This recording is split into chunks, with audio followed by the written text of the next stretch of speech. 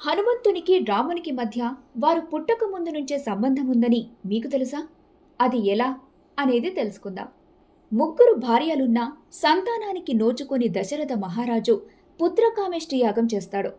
అతని భక్తికి మెచ్చిన అగ్నిదేవుడు యజ్ఞగుండం నుంచి ప్రత్యక్షమయ్యి అన్నంతో చేసిన పాయసమిచ్చి అదృశ్యమవుతాడు. ఆ పాయసాన్ని దశరథ మహారాజు ముగ్గురు భార్యలకు సమానంగా పంచుతాడు. వారందరూ పాయసం తీసుకోవడానికి శుద్ధి అవ్వాలని స్నానం చేయడానికి వెళ్తారు. అయితే సుమిత్ర స్నానానికి వెళ్లి వచ్చి తన కేశాలను ఆరబెట్టుకుంటుంటే అక్కడే ఉన్న పక్షి సుమిత్ర పాయసాన్ని తీసుకుని ఎగిరిపోతుంది. తన నిర్లక్ష్యానికి దశరథుడు తిడుతాడేమోనని భావించిన సుమిత్ర ఈ విషయాన్ని తన అక్క చెల్లి అయిన కౌసల్య కైకేయులకు చెబుతుంది.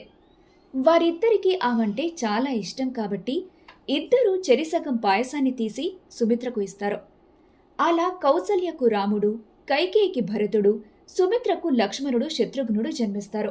కౌసల్య పాయసం సగం ఇస్తుంది కాబట్టి లక్ష్మణుడు, కైకేయి సగం పాయసం ద్వారా శత్రుఘ్నుడు జన్మిస్తారు. ఒకే రూపంలో ఉండాల్సిన వారు 2 రూపాలయ్యారు. కాబట్టి రాముణ్ణి వదిలి లక్ష్మణుడు ఉండలేడు, భరతుణ్ణి వదిలి శత్రుఘ్నుడు ఉండలేడు.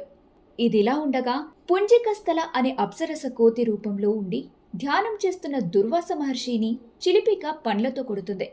దానికి కోపోద్రిక్తుడైన దుర్వాస మహర్షి నువ్వు కోతి రూపంలో జన్మించుదువుగాక అని శపిస్తాడు. దానికి పుంజికస్థల క్షమించమని వేడుకోగా దుర్వాసుడు నువ్వొక బిడ్డకు జన్మనిచ్చాక ఈ శాపం విరమిస్తుంది అని చెబుతాడు. అలా పుంజికస్థల భూలోకంలోని వానరులకు అధిపతైన కుంజరునికి కోతి రూపంలో అంజనీదేవిగా జన్మిస్తుంది. అతను అంజనీదేవిని కేసరి అనే యోధుడైన వానర రాజుకిచ్చి పెళ్లి చేస్తాడు. కాని అంజనికి కేసరికి సంతానం కలుగదు. సంతానం కలిగితే అంజన శాపం నుంచి విముక్తురాలవుతుంది.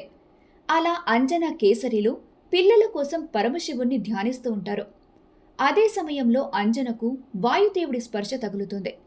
అప్పుడు అంజన నేను ప్రాతివత్యాన్ని వదులుకోనని చెప్పగా వాయుదేవుడు ఓ అంజన, నేను నిన్ను చెరచడానికి రాలేదు. పరమశివుడు తన అంశగా నా ద్వారా నీకు సంతానం ఇమ్మని నన్ను పంపించాడు. నా శక్తి, యుక్తి, వేగం, తేజం కలిగిన బాలుడిని నీకు వరంగా మనసు ద్వారానే ప్రసాదిస్తానని చెప్పాడు.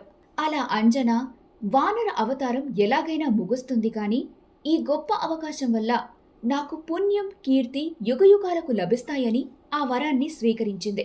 ఒక పక్షి సుమిత్ర పాయసాన్ని తీసుకెళ్ళింది అని చెప్పాగా, ఆ పక్షి పాయసాన్ని కింద పడేయగా వాయుదేవుడు తన శక్తితో ఆ పాయసాన్ని అంజనా చేతిలో పడేలా చేస్తాడు.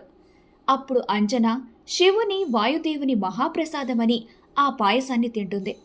అలా అంజన ఓ గుహలో పండంటి కోతి రూపంలో ఉన్న తేజోక్తమైన బాలుడికి జన్మనిస్తుంది. అతని వీరుడు, శూరుడు, ధీరుడు, దేవుడు ఆంజనేయుడు. అంజన ఆ బాలుణ్ణి చూసి ఆ బాలుడి ప్రేమకు బందీ అయి స్వర్గానికి వెళ్లకుండా శాపం ముగిసినా కూడా ఆ బాలుడి కోసం భూమి మీద ఉండిపోతుంది. ఒకే పాయసం వల్ల ప్రేమ అనే పాశంతో బందీ అయి ఉన్నారు కాబట్టి రాముడు, హనుమంతుడు దివ్యమైన బంధంగా మిగిలిపోయారు.